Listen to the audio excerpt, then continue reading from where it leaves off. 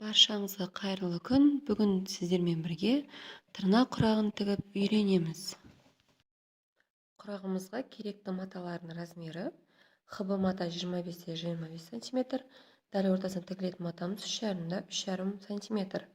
Тырнақ құрағымыздың бұрышына қойылатын матамыз да 3,5 см көлемде. Лентамыз 3 см-ден матовый велюрдан жасалған. Ал енді осы 25-25 см матамызды ортасынан айқастырып сызып аламыз. 3,5-3,5 см матамызды алып, осы матаның дәл ортасына қойып, осы айқастырылған сызықтарға сәйкес келтіре отырып, төртбұрышын айналдырып тігіп шығамыз.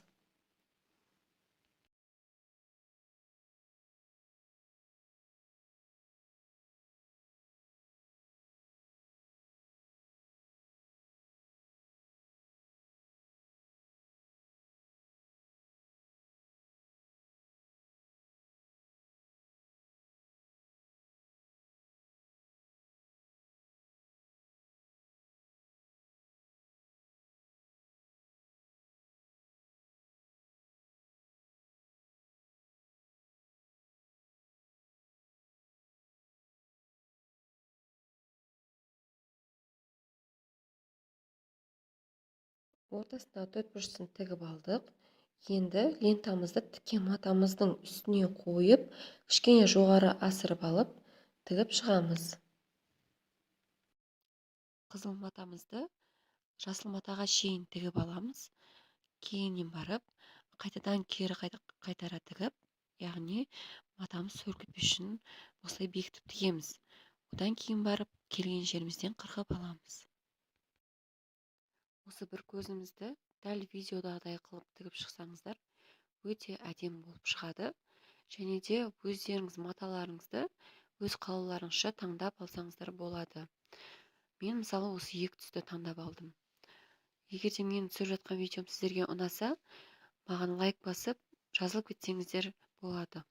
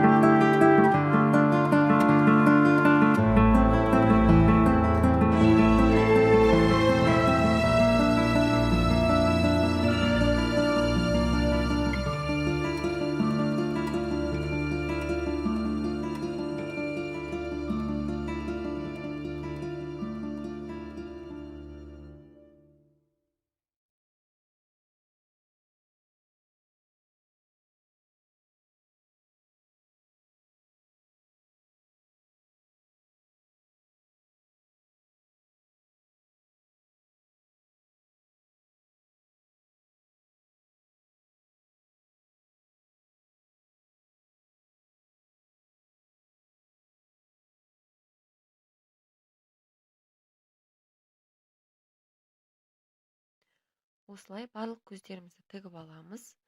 Тігіп болғаннан кейін барып шет-шеттерін туралап қырқып, осылай оюлар бір-біріне сай келетіндей етіп қойып аламыз. Одан кейін барып осыларды бір-біріне қосып тігіп шығамыз.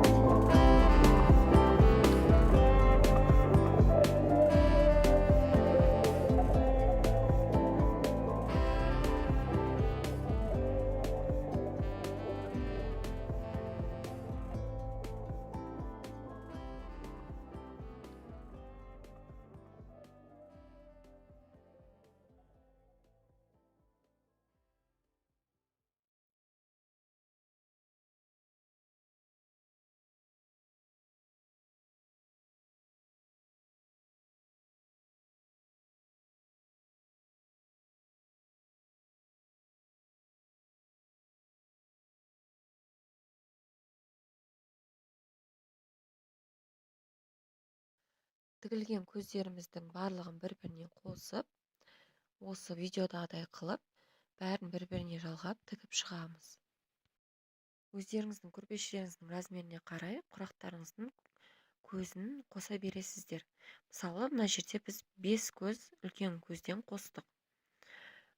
Осылай көрпешелеріңіздің сыртына, шетіне де маталарын өздеріңіз қоса бересіздер, және сырмаларында өздеріңіздің қалауларыңызға қарай салып шыға бересіздер.